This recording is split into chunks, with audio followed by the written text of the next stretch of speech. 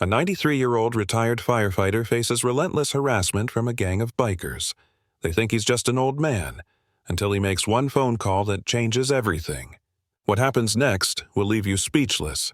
Stick around to see how this quiet hero brings an entire gang to their knees. The sun dipped low over the quiet cul-de-sac, casting long shadows across the rows of modest houses. Frank Williams sat on his porch, the wicker chair creaking under his weight. In his hands, he cradled a steaming cup of tea. To the neighbors, he was just another elderly man spending his twilight years alone. But to Frank, every creak of the chair, every sip of tea, was a victory. He'd stared death in the face countless times during his years as a firefighter and lived to tell the tale, though he rarely did. The low growl of motorcycle engines broke the evening's peace. Frank didn't flinch as the rumble grew louder, then stopped abruptly in front of his house. 5 bikers, clad in leather and reeking of bravado, dismounted their machines. The leader, a burly man with a jagged scar running across his face, swaggered up the driveway. "Well, well," he sneered, his voice loud enough for the neighbors to hear. "If it isn't Grandpa sitting all cozy. Mind sharing your lawn with us?" Frank didn't move, his calm eyes fixed on the horizon. "It's public property," he replied evenly. "But respect goes both ways." The leader laughed, a grating sound that matched the exhaust pipes of his bike. "Respect? From us?" He leaned closer, towering over Frank. "How about we show you how respect works in our world?" Frank set his tea down, his hands steady despite the leader's imposing presence. "You boys are barking up the wrong tree," he said softly. The bikers exchanged confused looks. "Oh yeah? And what's an old man like you gonna do about it?" the leader jeered. Frank's gaze sharpened. "Why don't you stick around and find out?" The leader chuckled, slapping his companions on the back. "You've got guts, old man. Let's see if that spine's still as strong tomorrow." As the bikers roared off into the night, Frank leaned back in his chair. His fingers tapped the phone in his pocket. He wouldn't call the cops just yet. There were other numbers, more important numbers, that he had in mind. And when he made that call, the game would change forever. The next morning dawned crisp and quiet. Frank sat at his kitchen table, the newspaper spread out in front of him. He wasn't reading it, though. His eyes were fixed on the window, scanning the street. Decades of firehouse life had left him with an ingrained habit, always watching, always anticipating. The faint rumble of engines caught his ear long before they reached the street. He set his coffee down, his lips pressing into a thin line. The bikers were back. He stepped onto the porch, his steady gait belying the ache in his knees. The leader, Rex, and his gang rolled up with practiced swagger, their boots crunching the gravel as they dismounted. This time, Rex carried a crowbar slung over his shoulder, the sun glinting off the metal. "Well, Grandpa," Rex sneered, his voice carrying across the yard. "You ready to pack it in yet? This little corner of paradise isn't big enough for us and you." Frank's face betrayed no emotion. He rested a hand on the porch railing, his other slipping casually into his pocket. "You boys sure like barking," he said evenly, "but barking dogs don't scare me." Rex's grin faltered just for a moment. "Funny guy, huh?" He swung the crowbar lazily, letting it thud against the porch steps. "How about you hand over that fancy grill you got in the backyard? We'll call it even." Frank's hand tightened on the railing. His voice remained calm, but his words cut like ice. "You come near my property again, you'll regret it." The tension in the air thickened. One of the bikers, a wiry man with a jagged tooth, laughed nervously. "Come on, Rex, he's just some old geezer." But Rex wasn't laughing. His eyes narrowed. "What's the deal with you, old man? You think you're untouchable?" Frank didn't answer. Instead, he pulled out a small notebook from his pocket, flipping it open. His pen scratched across the page, deliberate and slow. Rex stepped forward. "What the hell are you doing?" "Writing down your plate numbers," Frank said matter-of-factly, "in case this ends up in court." Rex's face darkened. "You're asking for it." "I'm asking you to leave," Frank replied, closing the notebook with a decisive snap. "Before you get yourself into trouble." For a moment it looked like Rex might swing the crowbar, but then he spat on the ground and turned to his gang. "Let's go. We've got better things to do."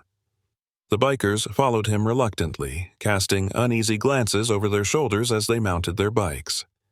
Rex paused at the edge of the driveway, his hand tightening on the handlebars. "This ain't over, Grandpa," he called out. Frank watched them go, his expression unreadable. As the roar of their engines faded, he reached for his phone. The voice on the other end answered on the first ring. "Elliot here." "It's Frank," he said. "We've got a situation." Later that day, as Frank tinkered with the fence the bikers had bashed in, his mind wandered back to his days in the firehouse. The smell of smoke, the roar of flames, the shouts of his crew, it was all so vivid, even now. He remembered one night in particular, a blazing inferno at an apartment building downtown. The fire had spread faster than anyone had expected. People were trapped on the upper floors, the smoke so thick it choked out the streetlights. Frank had gone in without hesitation, leading his crew through the chaos. "Captain, it's too dangerous," one of the rookies had shouted.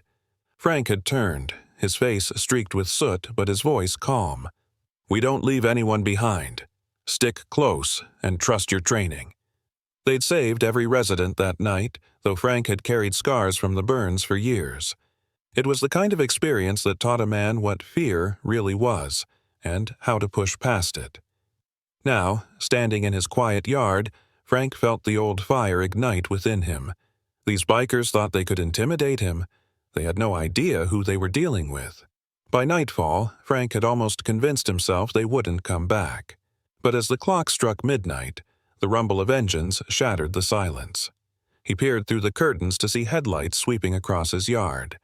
They were back, and this time they weren't alone. 2 more bikes had joined the group, their riders laughing as they pulled up to the curb. Frank reached for his old flashlight, his fingers brushing the sturdy handle like an old friend. He opened the front door and stepped onto the porch, the beam of light cutting through the dark. "That's close enough," he called out. Rex dismounted, a smug grin plastered across his face. "Evening, Grandpa. Thought we'd swing by and give your yard a little makeover."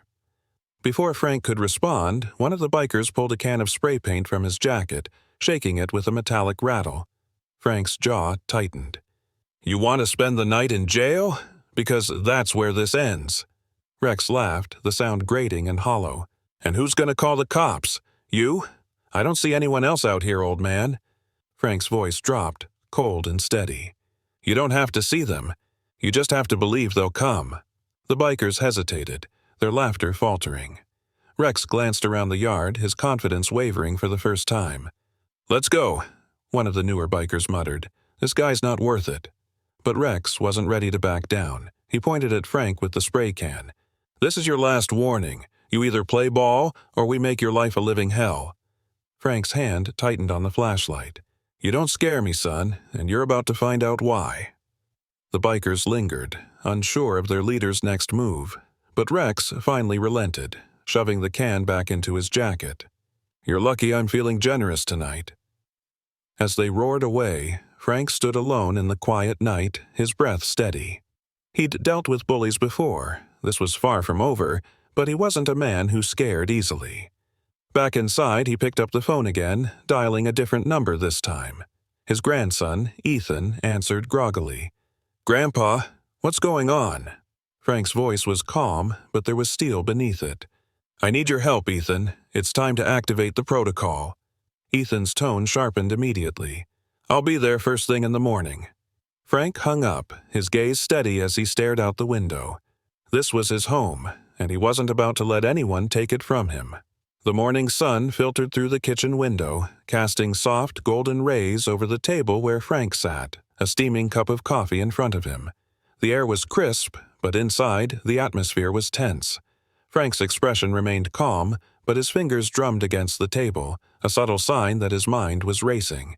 The sound of a car pulling into the driveway broke the silence. Frank stood and peered through the curtain.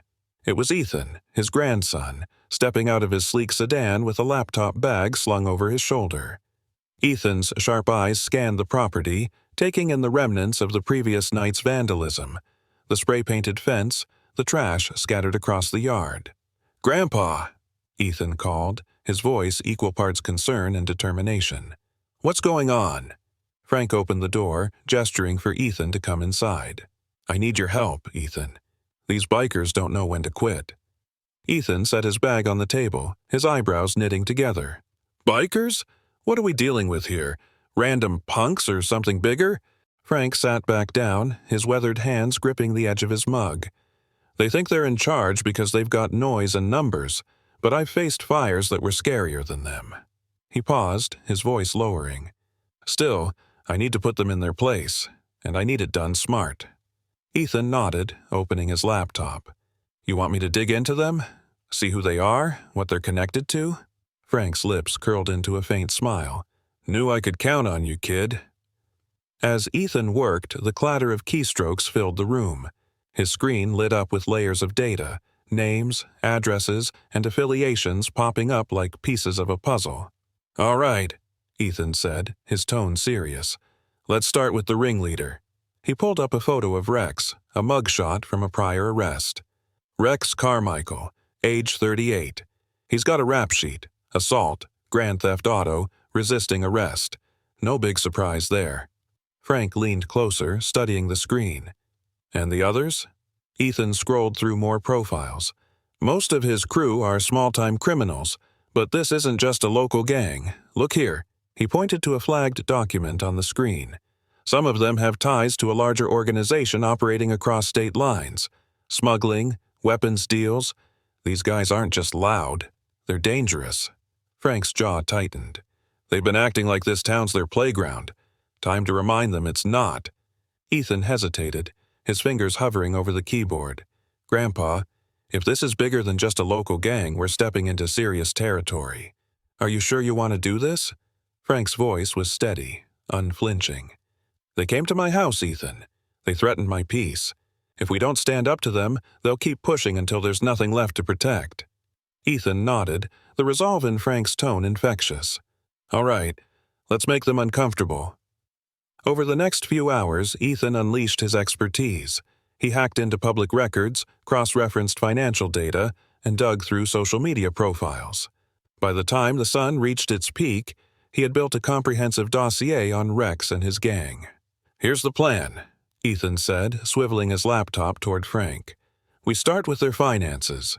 I've flagged Rex's bank accounts for suspicious activity and tipped off the IRS.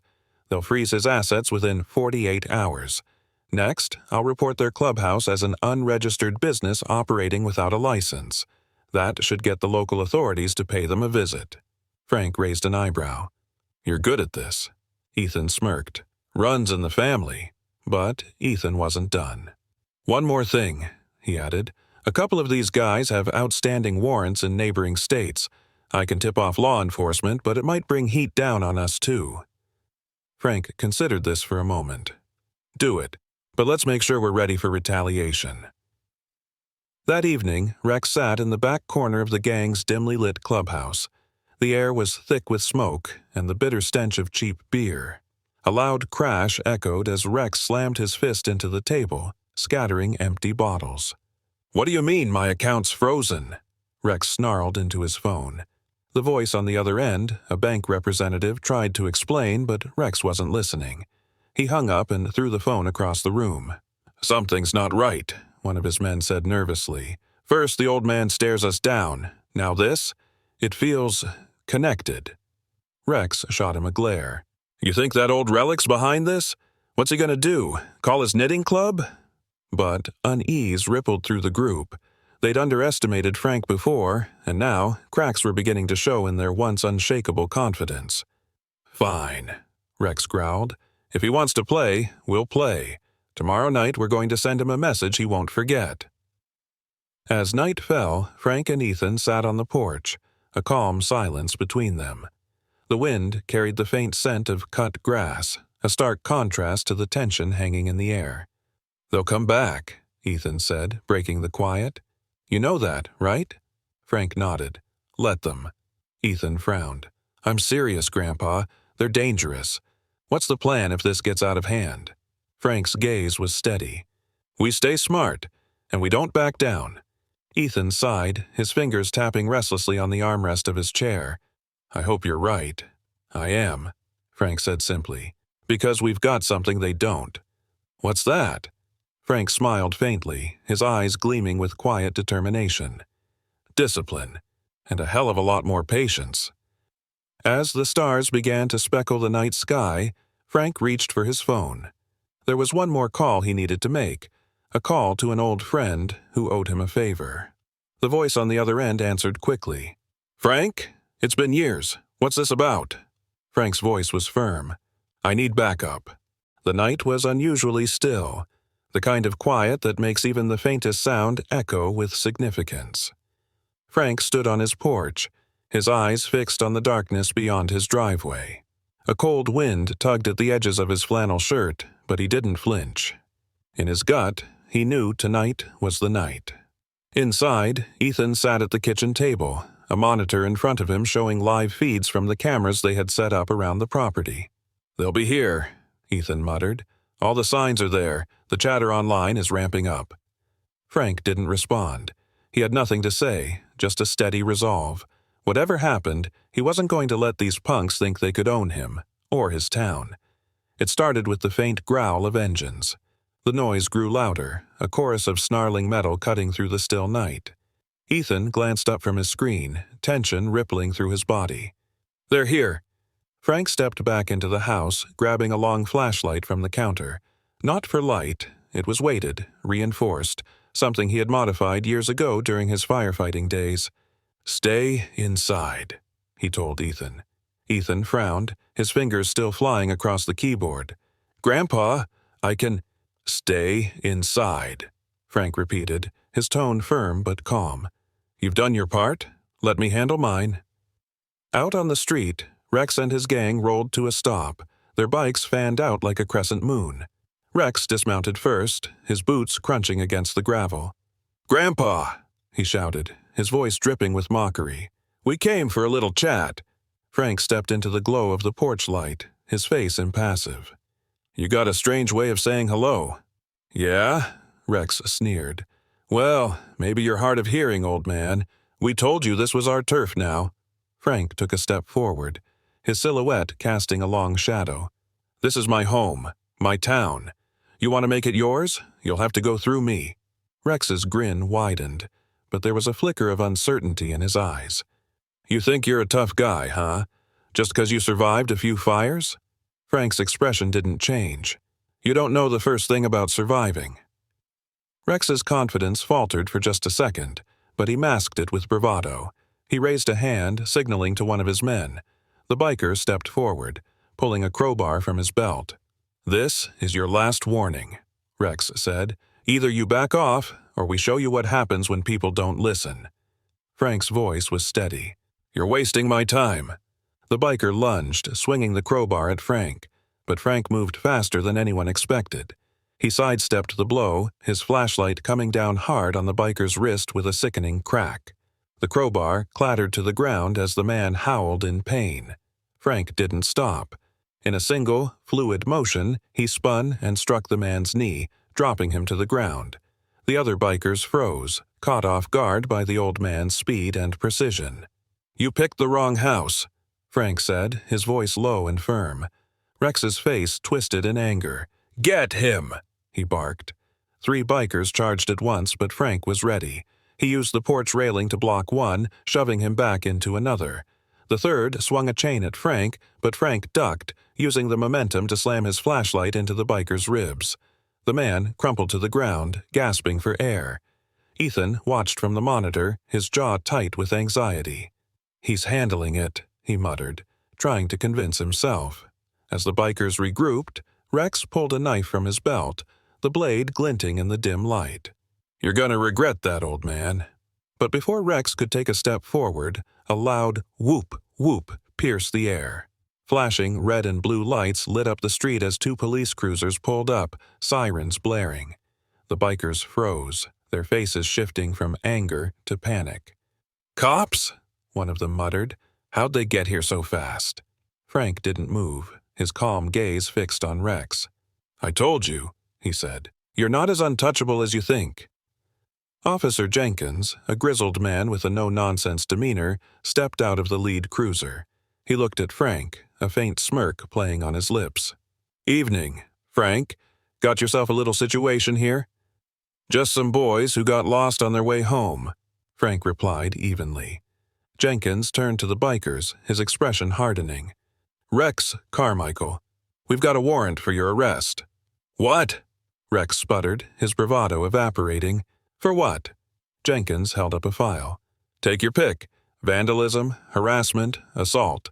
Oh, and your buddy over there," he nodded toward one of the injured bikers, "has a couple of outstanding warrants, too. Looks like you're in deep." The bikers began to backpedal, muttering among themselves.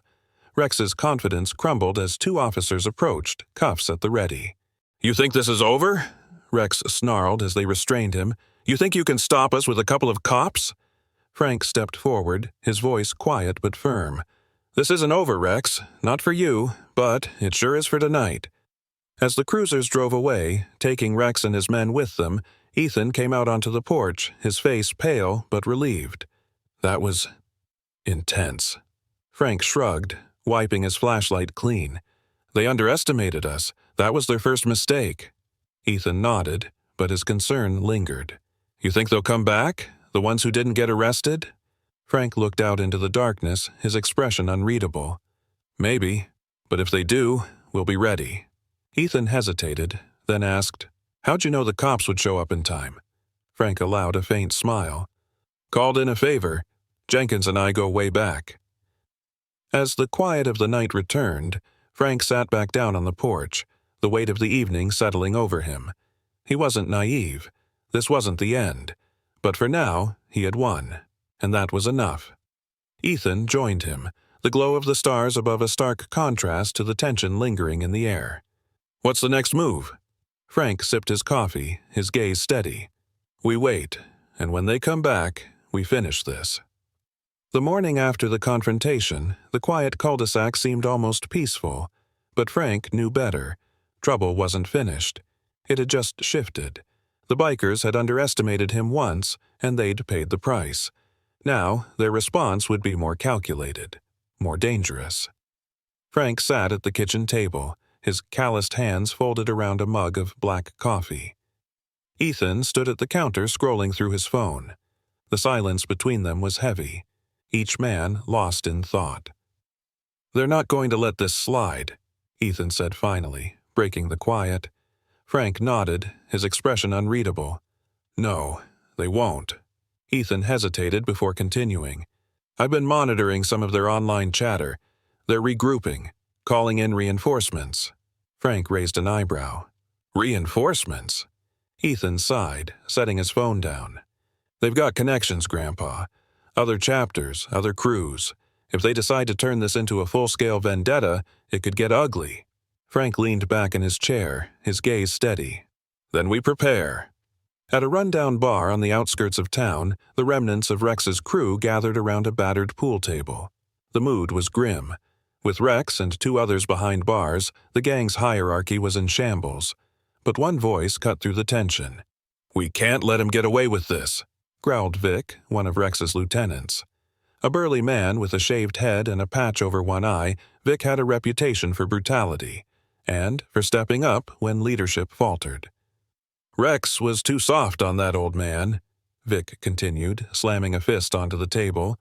"He thought this was just some game, but now it's personal." Another biker, a wiry man named Grizz, shifted uneasily. "You sure about this, Vic? That guy, he's not normal. Took out 3 of our boys without breaking a sweat."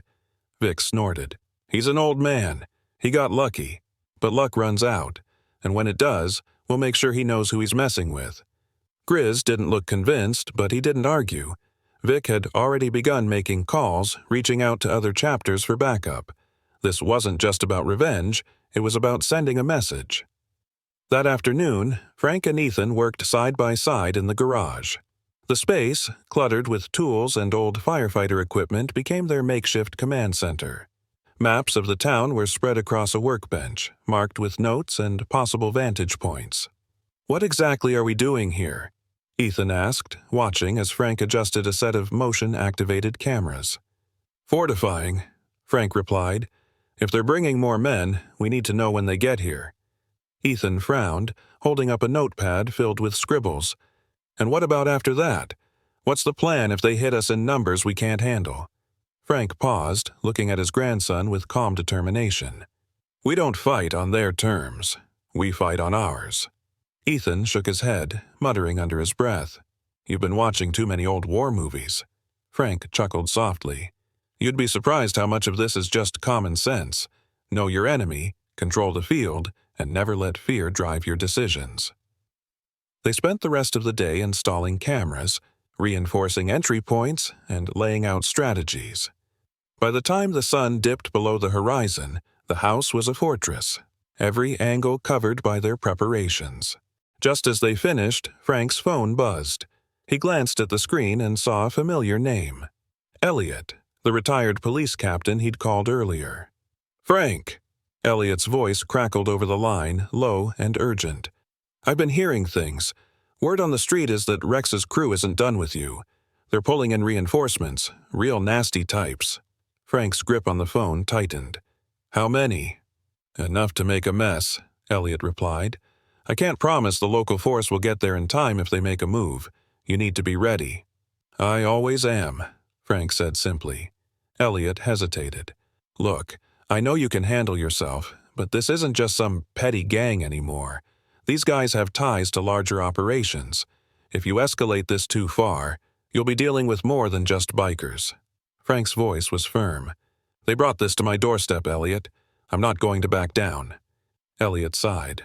"Just don't do anything stupid, and if it comes to it, call me." Frank hung up, his mind racing. The stakes were higher than he'd anticipated, but he wasn't about to back down now. This wasn't just about him anymore. It was about protecting his home, his town, and the people he cared about. As the evening wore on, the tension in the house grew thick. Ethan sat at his laptop, monitoring the cameras while Frank stood by the window, his eyes scanning the street. The quiet was almost oppressive, broken only by the occasional hum of passing cars. "You ever get scared?" Ethan asked suddenly, his voice low. Frank turned, his expression softening. "Fear's natural. Keeps you sharp, but you can't let it control you." Ethan nodded, though he didn't look convinced. I don't want anything to happen to you." Frank crossed the room, placing a hand on Ethan's shoulder. "Nothing's going to happen to me. Or you. Not while I'm still breathing." Ethan managed a small smile, but the unease in his eyes remained. At midnight, the first sign of trouble appeared. The motion-activated cameras picked up movement at the end of the street, several bikes idling just out of view. Ethan's fingers flew across the keyboard as he zoomed in on the feed. "Here we go," he muttered. Frank joined him, leaning over the monitor. The bikers weren't approaching yet, but their numbers had grown. At least a dozen men now loitered near the edge of the cul-de-sac, their faces obscured by shadows and helmets. "They're waiting for something," Ethan said. Frank's jaw tightened. "For someone to make the first move." The standoff dragged on, the tension in the house building with every passing second. Finally, one of the bikers revved his engine, the roar cutting through the silence like a blade. The others followed suit, the noise growing louder and more menacing. Frank stepped toward the door, his flashlight in hand. "Stay here," he told Ethan. "Monitor the cameras. If they make a move, I want to know." Ethan nodded, his expression grim. "Be careful." Frank gave him a reassuring pat on the shoulder before stepping out onto the porch. The bikers' engines rumbled like thunder, their headlights casting long shadows across the yard. Frank stood tall, his silhouette unyielding against the glow. "Evening, boys," he called, his voice steady. "Looking for something?" Vic, now leading the crew, stepped forward, his one good eye glinting with malice. "Yeah, we're looking for you." Frank's grip on the flashlight tightened, but his expression remained calm. "Well, you found me. Now what?" Vic smirked, the kind of grin that promised nothing good. "Now, we settle this once and for all." Frank stood firm on his porch, the beam of his flashlight cutting through the night. The roar of the bikers' engines was deafening, the air thick with tension. Vic dismounted his bike, swaggering up the driveway with an air of menace. The rest of the gang followed suit. Their numbers swelled to over a dozen. "You've got guts, old man," Vic said, his gravelly voice carrying over the noise, "but guts won't save you tonight." Frank's expression didn't waver. "Neither will stupidity." A ripple of laughter spread through the bikers, but it was uneasy, their confidence masking a growing uncertainty. Vic's face darkened, his good eye narrowing. "You think this is funny?" Frank stepped down from the porch, his flashlight swinging in his hand like a baton. "I think you're all making a big mistake." Vic's smirk returned, but there was no humor in it. "The only mistake here is yours. You should have stayed quiet, minded your business. Now, you're about to find out what happens when you cross the wrong people." The bikers behind him shouted in agreement, their voices blending into a chaotic din. But Frank didn't flinch. He scanned the group, his mind sharp, calculating. He had fought fires, braved collapsing buildings, and stared death in the face more times than he could count. These men didn't scare him. They were just another challenge to overcome. Inside the house, Ethan's fingers flew across his keyboard, his face illuminated by the glow of his laptop. The cameras he had set up around the property fed him a live view of the biker's every move. His heart pounded as he tapped into his arsenal of tech tricks. "They want to play dirty?" Ethan muttered. "Fine. Let's play." He activated a program he'd been working on earlier in the day, a signal jammer designed to knock out cell phone reception within a half-mile radius. If the bikers had backup waiting in the wings, they wouldn't be able to call for it. The moment the jammer went live, several bikers cursed and checked their phones, their frustration evident. Vic noticed the commotion and glared. "What's going on?" One biker shrugged helplessly. "No service. None of us got bars." Vic turned back to Frank, his suspicion mounting. "What did you do?" Frank shrugged, a faint smile playing on his lips. "Me? I'm just an old man with a flashlight." Vic wasn't in the mood for games. He signaled to two of his men, who advanced toward Frank with crowbars in hand. The tension thickened as they closed the distance. Ethan's voice crackled over the small earpiece Frank wore. "Grandpa, you've got two incoming. West side." "I see them," Frank murmured. The first biker swung his crowbar, but Frank was faster. He sidestepped the attack, bringing his flashlight down hard on the man's wrist. The crowbar clattered to the ground as the biker yelped in pain. The second attacker lunged, but Frank used his momentum against him, tripping him with a swift kick and sending him sprawling onto the driveway. The bikers hesitated, their confidence faltering. This wasn't going the way they'd expected. Vic's temper boiled over. "Enough of this," he barked. "All of you, take him down." The gang surged forward, a chaotic wave of leather and steel. But before they could close the gap, blinding floodlights exploded to life around the property, bathing the yard in harsh white light. Several bikers recoiled, shielding their eyes. "What the hell?" one of them shouted. Ethan smirked from his command post inside, where he controlled the lights with the click of a button. "Gotcha." Frank used the distraction to grab the hose coiled near the porch. He twisted the nozzle, sending a high-pressure stream of water directly into the crowd. The force was enough to knock one biker off his feet and send the others scrambling for cover. "You like playing dirty?" Frank called out. "So do I." The sound of sirens wailed faintly in the distance, growing louder by the second. Vic's head snapped toward the street, his frustration palpable. "Cops again?" he snarled. "You called them?" Frank didn't answer, his steady gaze the only response Vic needed. The bikers scrambled to their bikes, their bravado crumbling in the face of the sirens, but Vic held his ground, his teeth clenched in defiance. "You think this is over?" he growled. "You're dead wrong." Frank took a step closer, his voice low and unyielding. "You come back here, you won't leave standing." The sirens grew louder, and Vic finally relented, backing toward his bike. "You'll regret this," he spat, before mounting and roaring off into the night. The others followed, their engines fading into the distance. The police cruisers rolled onto the scene moments later, their lights cutting through the dark.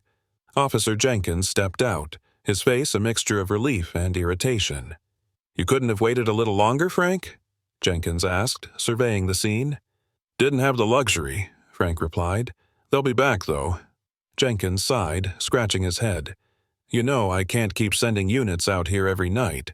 You've got to find a way to de-escalate this." Frank's expression hardened.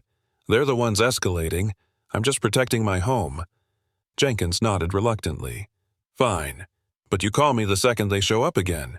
Frank watched the cruisers pull away, the tension in his shoulders easing slightly. He turned to Ethan, who had come out to join him on the porch. "You think they'll come back?" Ethan asked, his voice quiet.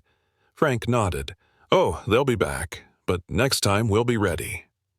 At a secluded warehouse on the edge of town, Vic regrouped with his remaining men.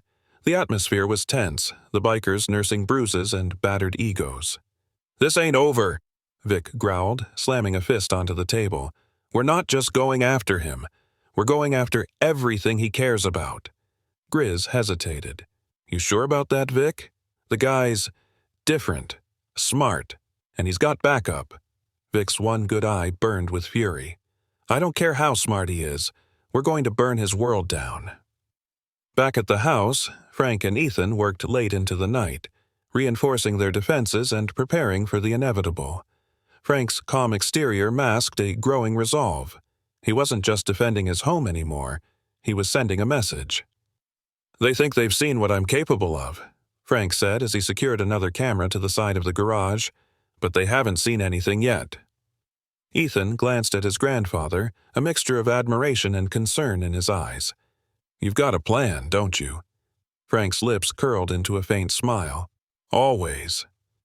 As the night deepened, the quiet settled once more over the house, but both men knew it was only temporary. The storm was far from over, and the next time it hit, it would be bigger than ever. The following night, the tension in the air was almost unbearable. Frank sat on his porch, his flashlight resting on the railing beside him. Ethan monitored the cameras from inside, his face lit by the glow of his laptop screen. Both knew this wasn't going to end without a fight. "They're on the move," Ethan said through Frank's earpiece. "At least 15 bikes, headed straight for us." Frank nodded, his eyes scanning the dark street. "Time to finish this." The rumble of engines grew louder, shaking the ground as the bikers approached. Vic led the pack, his one good eye gleaming with malice. Behind him, the gang fanned out, each rider bristling with makeshift weapons. Chains, bats, crowbars. This wasn't just an intimidation run. This was a declaration of war. The bikers skidded to a stop in front of the house, their headlights glaring like angry eyes. Vic dismounted, his boots crunching against the gravel as he stalked toward the porch. "All right, old man," Vic called, his voice carrying over the noise.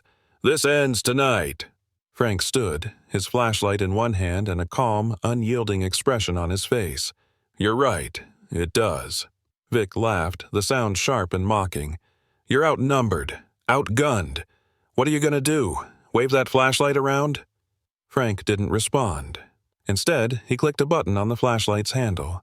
A high-pitched alarm blared, cutting through the air and disorienting the bikers. At that moment, Ethan hit a switch on his laptop, activating the traps they'd set earlier. Floodlights snapped on, bathing the yard in blinding light. Hidden sprinklers erupted, spraying the bikers with freezing water laced with a harmless but irritating chemical that made their skin itch and burn. "What the hell?" one biker shouted, dropping his crowbar to claw at his face. Vic snarled, wiping at his eyes. "This is your plan? Annoy us?" Frank stepped forward, his voice cold and steady. "No, this is the warm-up." From the corner of the yard, 2 old fire extinguishers, rigged to explode, detonated with a deafening boom, releasing thick clouds of foam that coated the bikers and their bikes. Several men slipped and fell, cursing as they tried to regain their footing. Before the bikers could regroup, the sound of sirens filled the night. Bright red and blue lights cut through the chaos as a convoy of police cruisers roared onto the scene. Officer Jenkins was the first out, his weapon drawn. "Everybody down!" Jenkins bellowed. "You're all under arrest." The bikers panicked, scrambling to flee, but the foam and water made escape nearly impossible. One by one, officers tackled them to the ground, cuffing their hands behind their backs. Vic swung at Jenkins with a chain, but the officer ducked and countered with a swift takedown, pinning the gang leader against the gravel. Frank watched the scene unfold, his expression unreadable. He didn't move until Jenkins approached, breathing heavily. "Couldn't you have called us sooner?" Jenkins asked, a faint smirk on his face. "Wanted to soften them up for you," Frank replied evenly. Jenkins chuckled, shaking his head. "Well, you sure did that." By dawn, the cul-de-sac was quiet again. Police cruisers had hauled the bikers away, and cleanup crews were already clearing the remnants of the battle. Frank sat on the porch, sipping his coffee as Ethan joined him, a tired but satisfied look on his face. "That was insane," Ethan said, sitting down beside his grandfather. "I can't believe we pulled it off." Frank glanced at him, a faint smile playing on his lips. "Told you we would." Ethan chuckled softly, then turned serious. "Do you think this is really over, or will someone else come after us?" Frank's gaze drifted to the horizon, the rising sun painting the sky in shades of orange and gold. "There's always another fight," he said quietly, "but we don't back down. Not now, not ever." Weeks passed, and the town slowly returned to normal. Frank became something of a local legend, his story spreading through the community like wildfire. People began to stop by the house, offering thanks, baked goods, and even offers to help with repairs. Ethan decided to stay in town a while longer, using his tech skills to help local businesses and neighbors improve their security. His respect for his grandfather grew with each passing day, inspired by Frank's unwavering courage and quiet strength. One evening, as they sat on the porch together, Ethan turned to Frank. "You ever think about writing a book? You've got enough stories to fill a library." Frank chuckled, shaking his head. "I'm not much for words. I'll leave that to someone else." Ethan smirked. "Well, if you ever change your mind, let me know. I'll type it up for you." Frank didn't respond, but the hint of a smile lingered on his face. He gazed out at the street, the memories of his firefighting days and the recent battles blending into one. His life had been filled with challenges, but through it all, he'd never stopped fighting for what mattered. As the sun dipped below the horizon, casting long shadows across the yard, Frank leaned back in his chair, content. The fight was over, for now, but no matter what came next, he was ready, always. If you enjoyed this story of courage, resilience, and the unexpected strength of a 93-year-old hero, don't forget to give this video a thumbs up and share it with someone who loves stories about standing up for what's right. And if you want more captivating tales like this, hit that subscribe button and turn on the notification bell so you never miss an upload. What would you have done in Frank's shoes? Let us know your thoughts in the comments below. We'd love to hear from you. Thanks for watching, and we'll see you in the next video.